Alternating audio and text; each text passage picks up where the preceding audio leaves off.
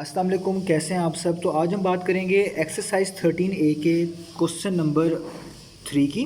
तो मेरे पास ये बुक 3 है जिसको हम D3 भी बोलते हैं और चैप्टर नंबर 13 है ये उसका, जिसका नाम है ज्योमेट्रिकल प्रॉपर्टीज़ ऑफ सर्कल। तो आज हम करने लगे हैं इसका क्वेश्चन नंबर 3।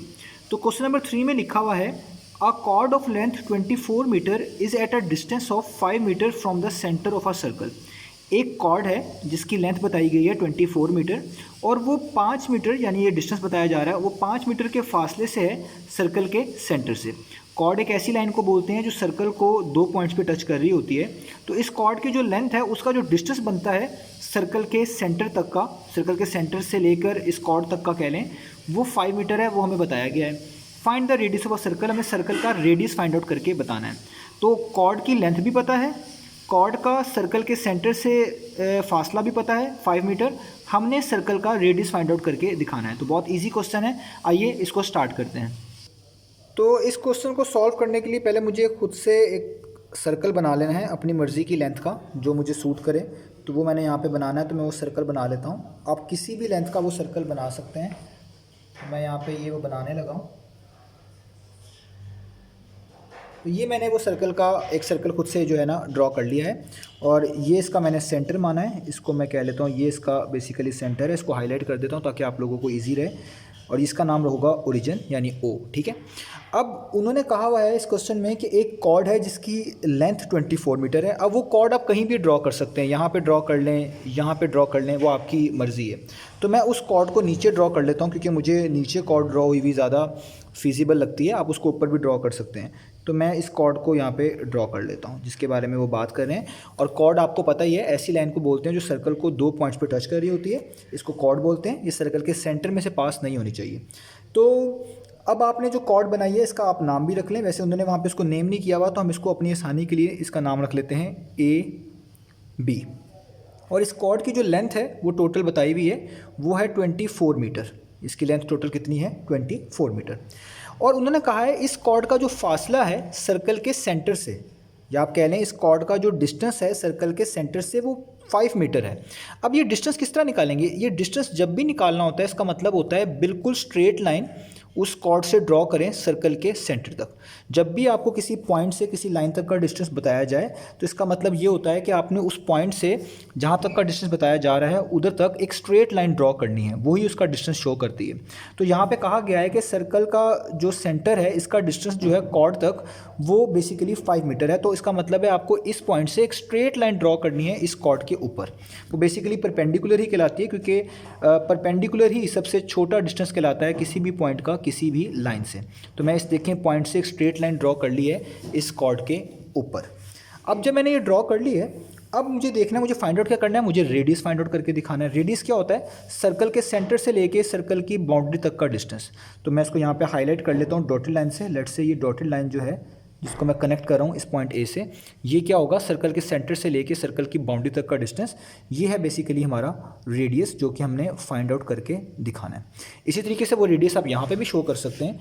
अगर आप इसी सर्कल के पॉइंट को इस बी पॉइंट तक ले आएँ तो ये भी सर्कल का रेडियस ही कहलाएगा क्योंकि ये भी उसके सेंटर का डिस्टेंस है इस बाउंड्री तक का। और हमें जो लेंथ गिवन थी सर्कल के सेंटर से लेकर कॉर्ड तक वो पहले से गिवन थी, वो है 5 मीटर। यानी ये जो लाइन है इसकी लेंथ है 5 मीटर। तो जो सर्कल का सेंटर से लेकर कॉर्ड तक का डिस्टेंस था वो गिवन था 5 मीटर।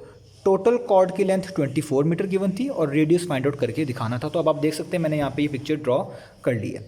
अब आपको ये रूल पता है कि जब भी सर्कल के सेंटर से कोई भी स्ट्रेट लाइन परपेंडिकुलर उसको आप बोलें फॉल करवाते हैं हम किसी भी कॉर्ड के ऊपर, तो वो उस कॉर्ड के 2 इक्वल हाफ्स कर देती है। यानी उसकी जितनी भी लेंथ होती है उसको आधा आधा कर देती है, उसको बाइसेक्ट कर देती है।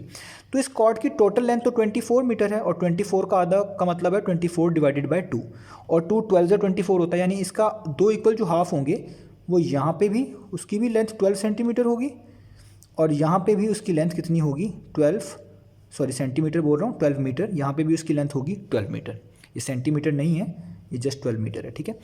तो ये चीज़ हमारे पास गिवन है, ये डाटा है हमारे पास। अब हमने फाइंड क्या करना है, हमने फाइंड करना है रेडियस। तो आप देख सकते हैं ये दोनों ही राइट एंगल ट्राइंगल बन चुके हैं, इनमें दोनों पे यहाँ पे एंगल 90 डिग्री का है। तो ये भी एक राइट एंगल ट्राइंगल है और ये भी एक राइट एंगल ट्राइंगल है। आप कोई सा भी यूज़ करके रेडियस फाइंड आउट कर सकते हैं। तो अब आप देखते हैं इन्फॉर्मेशन क्या क्या गिवन है। जो आपके पास ट्राइंगल होता है उसके जो 90 डिग्री के सामने वाली साइड होती है उसको बोलते हैं हाइपोटेन्यूज, और वो यहाँ पे रोल प्ले कर रही है एक तरह का रेडियस का।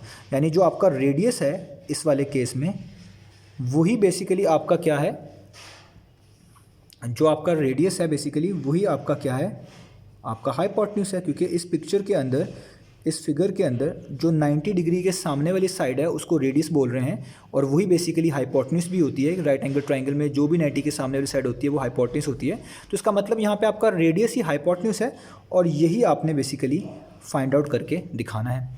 इसके अलावा जो परपेंडिकुलर होता है, जो ये देखिए हमने ड्रॉ किया हुआ है बिल्कुल स्ट्रेट लाइन सर्कल के सेंटर से लेकर इस कॉर्ड तक, इसको बोलते हैं परपेंडिकुलर, क्योंकि 90 डिग्री के एंगल बना रहा होता है। इसकी लेंथ गिवन है 5 मीटर है। तो वो भी आप यहाँ पे लिख लें कि जो बेसिकली परपेंडिकुलर है हमारे पास, तो वो है हमारे पास 5 मीटर। और जो चीज़ बच जाती है हाइपोटेन्यूज से परपेंडिकुलर के बाद उसको बोलते हैं ट्राइंगल की बेस। तो इसकी जो बेस है हमारे पास वो है बेसिकली 12 मीटर्स। ये मीटर्स है, मैंने गलती से यहाँ पे सी लिख दिया था, ये जस्ट मीटर्स हैं। अब जब परपेंडिकुलर और बेस और हाइपोटेन्यूज में से दो चीज़ें गिवन हो तो तीसरी चीज़ निकालना कोई भी मुश्किल नहीं होती। आपने जस्ट पाइथागोरस थ्योरम का इस्तेमाल करना है और आपके लिए क्वेश्चन बिल्कुल आसान हो जाएगा। और मैं यहाँ पे लिख देता हूँ। तो पाइथागोरस थ्योरम क्या होता है कि हाइपोटेन्यूज का स्क्वायर इक्वल होता है बेस के स्क्वायर के प्लस परपेंडिकुलर के स्क्वायर के। हाइपोटेन्यूज तो आपने बेसिकली फाइंड आउट करना है, उसका नाम क्या है, रेडियस। तो हाइपोटेन्यूज का जो है बेसिकली मतलब यहाँ पे रेडियस ही लेंगे, लेकिन अभी मैं इसको यहाँ पे हाइपोटेन्यूज ही लिख रहा हूँ। तो बेस कितनी है आपके पास, वो है 12। तो इसका मतलब है आपको यहाँ पे 12 का स्क्वायर डालना पड़ेगा।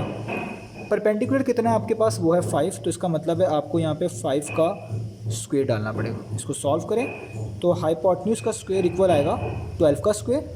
12 का स्क्वायर होता है 144, तो यहाँ पे लिखेंगे 144। 5 का स्क्वायर होता है 25, तो आप यहाँ पे लिखेंगे 25। आगे चलते हैं तो हाइपोटेन्यूज का स्क्वायर हो जाएगा 144 में 25 ऐड कर दें, तो 144 में 25 ऐड करेंगे तो ये हो जाएगा 169। और आपको पता है कि हम यहाँ पे स्क्वायर नहीं यूज़ करते, हम सिंपल वैल्यूज़ निकालते हैं जिनकी डिग्री यहाँ पे एक तरह की 1 होती है। तो हमें यहाँ पे स्क्वायर को हटाना है। तो स्क्वायर को हटाने के लिए आपको दोनों साइड्स पे स्क्वायर रूट अप्लाई करना पड़ेगा। तो स्क्वायर और स्क्वायर रूट कट जाएगा, तो हाइपोटेन्यूज का आंसर आ जाएगा 169 का स्क्वायर रूट। 169 किस नंबर का स्क्वायर रूट होता है, 13 का, क्योंकि 13 को 13 से मल्टीप्लाई करें तो 169 आ रहा होता है। तो इसका मतलब हाइपोटेन्यूज आ जाएगा 13। और ये क्योंकि सारी डायमेंशंस मीटर में गिवन थी तो इसलिए आपको यहाँ पे लिखना पड़ेगा 13 मीटर। और हम स्क्वायर रूट में दो पॉसिबल वैल्यूज़ होती हैं, पॉजिटिव भी और नेगेटिव भी, लेकिन क्योंकि ये लेंथ है और लेंथ हमेशा पॉजिटिव होती है इसलिए मैं इसको यहाँ पे पॉजिटिव 13 ही यूज़ कर रहा हूँ। तो इसका मतलब है जो आपका रेडियस था, क्योंकि वो हाइपोटेन्यूज ही के इक्वल था, तो इसका मतलब है आपका रेडियस कितना आया है, वो आया है 13 मीटर। तो यही हमने चीज़ बेसिकली फाइंड आउट करके दिखानी थी।